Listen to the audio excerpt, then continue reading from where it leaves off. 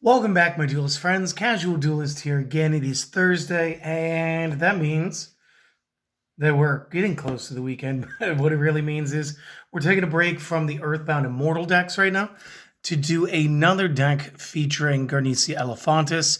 And this time, Garnecia is less of the co-star, more of the main star.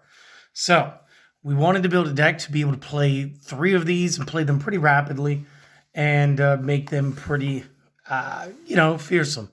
So what we're going to do is just go over him real quick. And again, it's just a 7-star Beast Warrior, 24 by 20. And again, just an all-round good card. And in the comments section from last week's for higher variant, there were a couple of things that were said that actually would have been really cool. Is if maybe instead of it just being this one character, maybe we could get more of an archetype where Garnecia becomes the archetype. And then we get more cards like this, maybe a new retrain with effects for this character as well. And one of the things I wanted to do is sort of build like a tech beast where he is the boss. So with that in mind, here are the rest of the cards going into the deck. So we're going to play 3 copies Garmer of the Nordic Beasts. And again, I love this when you're playing casually. There's a lot of times where you'll just throw a monster face down, you'll end your turn. This one's great. So if this battles a level 4 lower monster card, after damage calculation, we can return the opponent monster card to the hand. And that would be if it gets defeated or not. So again, in the early to mid game, this can be good. You can, attack it as something if you prefer, just to get the bounce going. We are going to use 3 copies Gene Warped Warwolf. Again, just a big beat stick, 4-star normal 2K. And this is going to come in handy here in just a very short minute. Next up, we're also going to use 3 copies of the Gladiator Beast Ondal. Mostly because I didn't have any Mad Dogs of Darkness. So I did step into yet another archetype with this. Reasoning here, I just really wanted normal 4-star monsters. Because we do run Rescue Rabbit in here, so this will make sense towards the end of it. We are going to run 3 copies of the Green Baboon, Defender of the Forest. And again, from the people who used to play Beast Town back in the day, you guys might remember this guy. When a beast monster you control is destroyed and sent to the graveyard, you can pay 1,000 life points to special summon this from your hand or the graveyard. Now, do keep in mind this is not going to work with our Beast Warriors. They do have to be regular beasts, which is again why he's more or less a forgotten card at this point. So not going to work with the Ondal, the Warwolf. We'll work with the Garmer. Works very well on the next card, which is Nimble Mamanga. Actually, I believe this is one of the original techniques that we used to use with it. When this card is destroyed by battle and sent to the graveyard, we get to gain 1,000. So again, we're going to offset the cost of the Green Baboon. And then we can special summon as many copy of Nimble Manga from the deck as we choose in face down defense position. So again, we can also speed up how many cards we have on the field, cut the deck thin a little bit. It's very good stuff. Again, we are going to play 3 Rescue Rabbits. This card cannot be special summoned from the deck. We can banish this while we control it to special summon 2 level 4 or lower normal monsters with the same name from the deck. Destroy those cards during the end phase. This effect is only once per turn. And again, for good reasons. And then last up, we are going to be running 3 copies of the Super Nimble Mega Hamster. Because why not have a hamster? Also, the effect here is amazing. And it's another one of those you feel okay just setting this. Will help speed up our Nimble Manga plays with this. When this card flips, special summon a level 3 or lower beast from the deck in face down defense. Which means that you're only going to be playing Nimble Manga. You're not going to get your Rabbit this way, or anybody else. Mostly because, Rabbit's not a 3-star, but neither is Garmer. This is just to get the Nimble Manga out. Again, if you guys are looking for any spicy techs, something that you guys could do in the extra deck that I chose not to do, you guys could put the Gladiator Beast Esadari in there, only because I'm running the Gladiator Beast Ondals. And then additionally, Raiko from Lightsworn would make a really good addition. So just real quick, guys, why don't you take a screenshot or pause the video and take some notes real quick, and I will be back with the spells and the traps in a moment. All right, so to get the spells and traps started, and again, remember, we got to play it like Garnecia is, in fact, the boss of the deck. Which means we're going to need many sub-bosses, because honestly, that's the way I like to do things, which is, again, why we had the Baboon. But again, we do have the ability to pop 2 4s to the field real quick. So double or nothing, because Utopia should be in your extra deck at this point. Definitely run your Harpy's Feather Duster. Generically running the Monster Reborn and the 3 Raigekis again. Because again, just generalized good stuff. And then I'm also teching the 3 copies of Successor Soul again. And again, tribute an effect monster, target an effect monster that the opponent controls. Send theirs to the discard, special summon a level 7 or higher normal from hand or deck. Activate only one of these per turn. You can only attack with 1 monster during a turn you activate this card. And it does not have to be the monster that you summoned with this spell. So also very important. But again, this brings out, like, we could play the Nimble Mangas, get our Green Baboon Guardian, and then still develop defensively into a play where we off the Nimble Manga for a Garnecia Elefantis. And again, it's not as good as a Kaiju. It's sort of like a pseudo variant, but it is fun. And then to further protect our big bad, we're going to use 3 copies Champion's Vigilance. And again, I haven't used this too many times when I haven't been playing Speed Duel.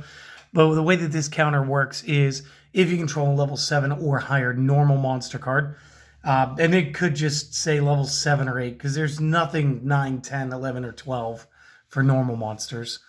When a monster would be summoned or a spell trap activated, you can negate the summon or the activation and destroy that card. So it's kind of like a Solemn Judgment. The only cost is Garnecia has to be on board because that's who we're using. And then additionally, I love this card. I love Justy Break. Activate when the opponent declares an attack against the face-up normal on our side. Destroy all face-up attack position monsters except normals. Now, again, this is what's going to help us from getting out over-punched while we have the Garnecia. Because, again, it is sort of like a middle-of-the-road 2400. Monsters with the less tribute, like Summon Skull, they actually get past this attack value. So again, just to be honest, it's just a better way to sort of protect the Garnecia Elefantis. And again, as far as budgets go, let me see the main deck again. The Garnecias were like 3, 4 each. The rest is common. I have no clue what the Baboons are worth anymore. I didn't bother to look those or the Rescue Rabbits up. But I want to say Rescue Rabbit's been done common. The Momongas and the Hamsters were in the Ancient Egyptian God structure decks. So if you guys collected those. The Gekis were given away. You got super rares with the Charmer structure deck. Basically, it's like the Double or Nothing, and even that's been a common. The Duster and the Successor Souls might be what you need to go out of your way to get. If you've kept up with like the regular game stuff, most of this is already obtainable. Give me one more second. Go ahead, take another screenshot. Let me get you guys the extra deck. All right. So this is where the deck gets a little more expensive, honestly. First card I have here is the Divine Arsenal AA Zeus, the Sky Thunder. You guys know what he does. He's pretty common anymore as far as being able to be used. So I don't feel the need to explain him. I am going to run a single copy of the Exciton Knight. Again, if we do get behind, being able to blow up the field, much like we could with Zeus, depending on the situation. Again, since it is a rank 4, we can make this off Rabbit. 2 copies, number 39 regular Utopia. Again, I went with one of the alternate arts this time. Single copy of Double. Single copy of S39 Prime. And single copy S39 Utopia the Lightning. These 5 are my Utopia engines. So whenever I'm using like the Utopia One Punch in a non-Utopia deck where I don't need multiple copies of Double or Nothing, this is how I will streamline that out. Unless, of course, I don't care about going to the rest. Then it might be 3 cards and it'll be Double 39 and Lightning. Going over to our links, We are going to use Apollosa because, again, we can generate quite a bit of monsters. Blacklist or Soldier of Chaos. Again, we do have the ability to play some pretty high-level cards, so we can get all of the effects. Boral Sword, IP, Cerberus, Phoenix, Unicorn, and Underworld Goddess of the Closed World. Now, if you guys wanted to play around with this a little more, I'm sure that we could find ways to put in cards like the Darumidal, maybe some of the Tri-Brigade stuff, maybe even, I don't remember if it was Fire Fist or Bujin, may have also helped out a little bit here. But as far as like just a generically good build, I think this is one of the more fun ways that I've been running this guy lately. And it was just a really fun challenge. So JW, thank you. Honestly, let me know in the comments, because I know you're going to comment probably in like the first hour that this is up. Do you want one of these signed and sent to you? I ordered 3. I ended up getting 4. If you want that, let me know in the comments, or go onto my email and just email me. casualduelist78@gmail, and we'll get the address and everything like not in the comments section. All right. So if you want that, that'd be great. I'll do that for you. If not, also great, whichever. Everybody, I hope that y'all enjoyed this. This was a very fun challenge. We do have another one that I'm working on right now as far as how to use Skull Knight. And I'm not even sure which format I want to do that in, because I still have to figure out a way to play it without using Metamorphosis. So that'll be pretty interesting. If you guys want to support the channel, like and comment is the quickest, easiest thing to do. Maybe you haven't already done this. You could subscribe. Maybe share the word with your friends. Spread us around that way. Most importantly, I do need y'all to do one thing. I need this. Okay? I need you guys to all go out and do your best to have a very good day today. Okay? It doesn't need to be the world's best day. Okay? That could be tomorrow. But I need you guys to try to have that good day. So if there's something that you've been putting off for yourself, maybe you like to read or something, maybe get that half hour to hour in tonight. Read the book before bed. If you haven't had your favorite dessert in a while, maybe you go get that. Okay? Do that for me, guys. I'm going to get back to work. We've got another, we have another Earthbound Immortal deck tomorrow. And as per the usual, we're going to spoil it today.